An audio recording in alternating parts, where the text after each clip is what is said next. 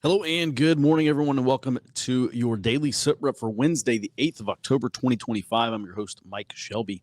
With that, Robert, good morning. Let's go ahead and jump inside the Beltway here.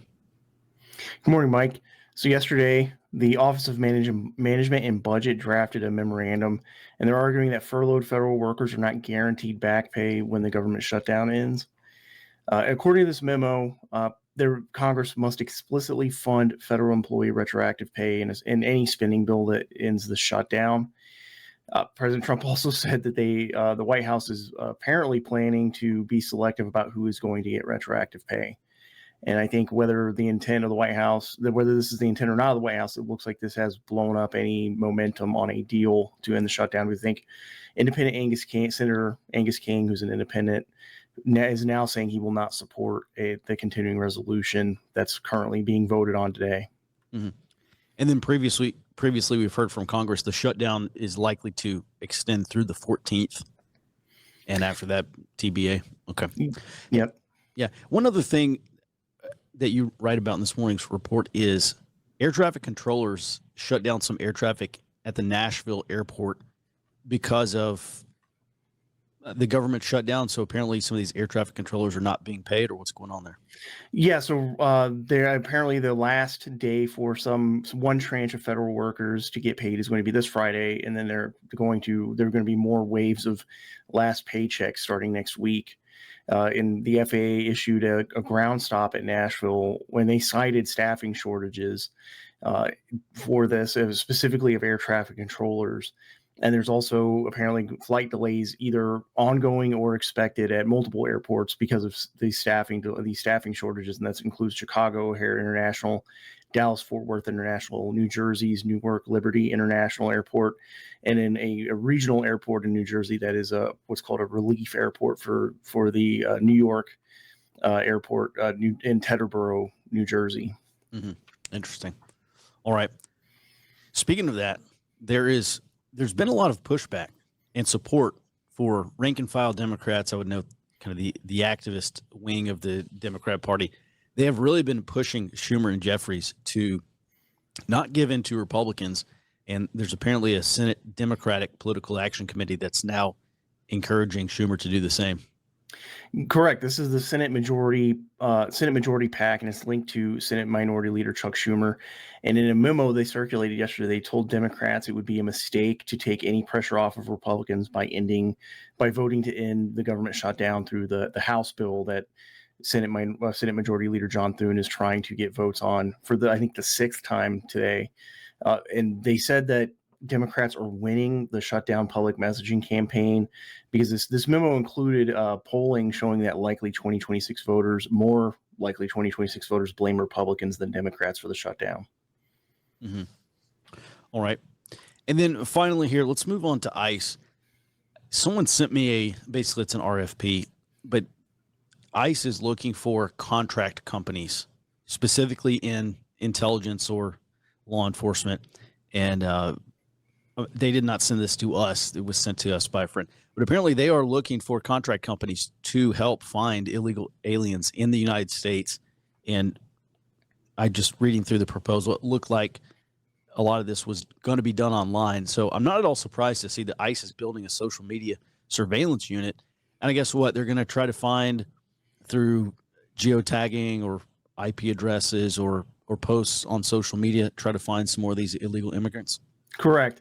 And this is going to be at the ICE's National Criminal Analysis and Targeting Center near Burlington, Vermont. There's actually a very heavy ICE presence in Vermont due to a lawmaker from Vermont decades ago pushing for federal funding that got INS, which is the precursor to ICE, into Vermont. So there's multiple of these types of facilities around Burlington. And this new unit, according to this contract proposal, is going to have 30 contractors who are going to be tasked with looking through social media and public websites, and they're going to try to locate targets for deportation. Apparently, this unit is also going to use artificial intelligence tools and, according to this proposal, dark web sources, which that means unlisted websites. They have access to things like the Onion router, and apparently they're also going to be surveilling or scrutinizing family members and friends of potential deportation targets on social media. Mm-hmm. All right. So the site is in Burlington, Vermont, and I wonder at what point that's going to come under heavy protest, because Vermont is pretty protest friendly. Maybe not in the dead of winter, but certainly in the fall it's possible. Yeah, I'm surprised there haven't been more protests. There's, I think, at least 3 or 4 of these DHS different ICE facilities, and within miles of each other around Burlington. Mm-hmm. All right. Well, that may become the next Chicago or Portland then, something like that. Thanks for that, Robert. Let's go ahead and move on to our global sit rep. Starting with the Russian deputy foreign minister says that peace summit in Anchorage, where you had this pretty cool flyover where President Trump and Russian President Vladimir Putin were, basically the momentum there has been rolled back. Yes, he does. Ryabkov, the deputy foreign minister, he does say that this is mostly among Europeans, but he did have a statement that basically indicates he thinks the U.S. is heading the same way. He warned warned D.C. through a press conference that they should reconsider the consequences of sending tomahawks to Ukraine, specifically because the president of Russia, President Putin, claims this would ruin the positive trends in Russia-U.S. relations, referencing the same trend that came out of the Anchorage summit. And this is particularly noteworthy to me because normally you don't see these anti-peace sentiments coming from Ryabkov. You see them coming from Zakharova or Medvedev. So saying not the Bulldogs do it is worrying to me. I think we are heading toward confrontation there. Mm-hmm. Just going to skip down to the Central Asia one real quick to stay in the region. So Tajikistan is hosting leaders from Kazakhstan, Kyrgyzstan, Uzbekistan, Turkmenistan, and Russia this Thursday for the Central Asian states to try to advance their positions with Russia. Now, some local analysts there have expressed doubt that Russia would even maintain its influence over the region. And now this is important because it's actually pitting Russia against China and Europe, not hey, we're looking for the United States, but it is potentially causing that split between Russia and China. And historically, these states have actually all been very favorable to Russia. And the last time that they all met, the leader of Tajikistan even told Russia that he felt disrespected over the whole thing, which is important for these smaller states here. I think this is a sign of renewed competition between Russia and China as the dominant powers, and something that we're going to see exploited by Europe, Turkey as one of the influencers here, and probably the United States. Mm-hmm. Yeah, certainly. This goes back to at least 2022, and I noticed it. I used to read all the State Department travel, kind of one of the first things in the morning that I would check, and consistently I would see, this Deputy Secretary of State for whatever, and this person and this staff, and they're all going to Central Asia.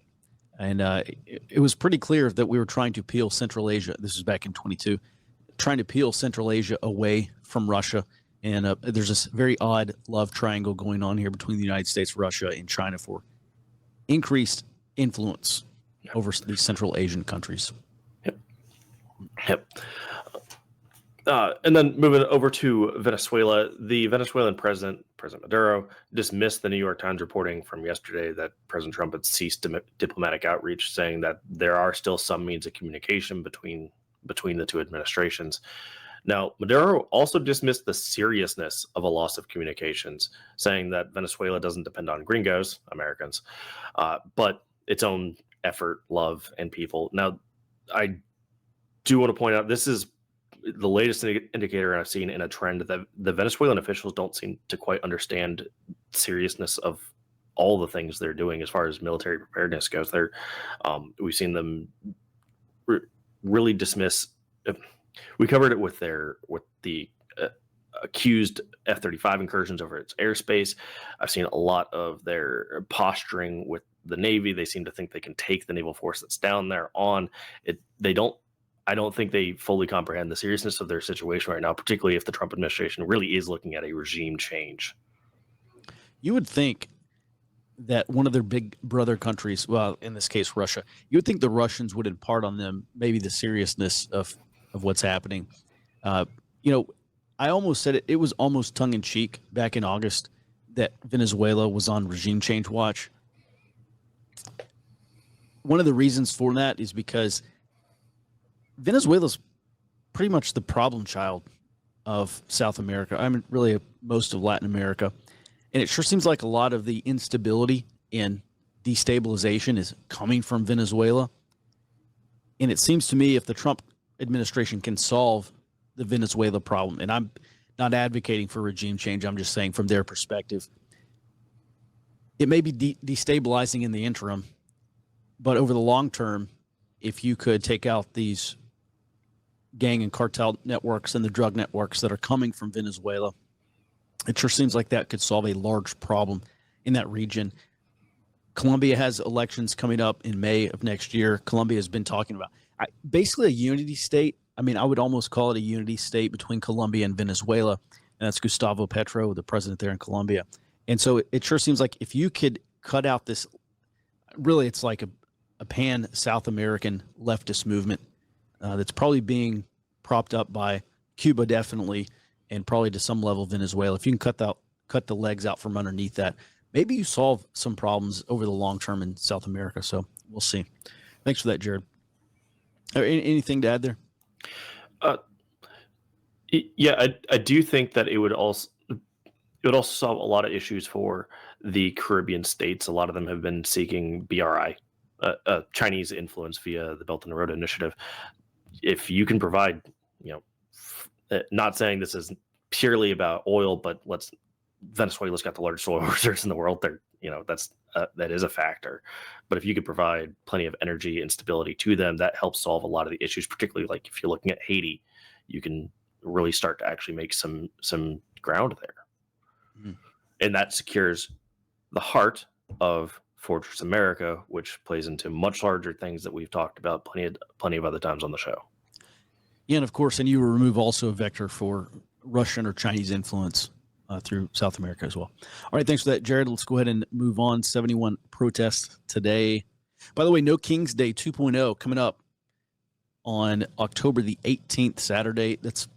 They want it to be bigger than No King's 1.0. We'll see. I think they've already got something like 2,000 individual protests scheduled. Some of these may be 5 people, so barely call it a protest. But at any rate, that's coming up. And then we're going to take a quick question here before the early warning segment. And the question is, can Trump use the shutdown to permanently fire or dismantle the deep state bureaucracy? And I'm going to say he could probably make some progress. I think he actually can fire some federal workers. Robert, you've talked about that previously. He does have some leeway, I think, here. However, dismantling the deep state bureaucracy is not something that he's going to do over the next 10 days. He'll be lucky to do it over the next few years. I think they have made some progress by downsizing certain portions of the State Department, downsizing certain portions of ODNI and some other federal agencies. But Robert, what say you? Yeah, I agree. It's not enough time for them to act to do some of it, but they've already been doing some of these things, including, like you said, dismissing some of these agencies or dismantling them. They've also been consolidating some of these different units within different agencies, in giving the authorities, consolidating these authorities into singular units that they could, I think, exercise more managerial control over. But it's not enough time to do that.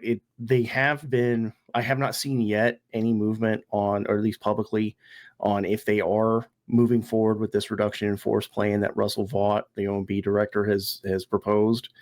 But we are now officially in the second week of the shutdown, and I think it's likely to continue on. And in the meantime, they're saying within the next week, they're going to release those plans. Mm-hmm. All right. Thanks for that, Robert, and great question. We're going to get to more of your questions over on the high side. This is going to do it for our daily Sit Rep the Free portion of the brief. We're going to move over and do the early warning members only. Head over to forwardobserver.com/trial.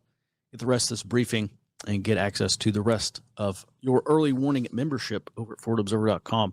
Today, we're going to talk about this Chicago federal surge update and cover some more things on the domestic side as well, and really focusing on this it's conflict between federal law enforcement agencies and this constellation of protesters and activists and militants on the ground, and something we cover on the day-to-day. So with that, everyone, thanks so much for watching. Jared, if you would please take us out, and early warning folks, please stand by.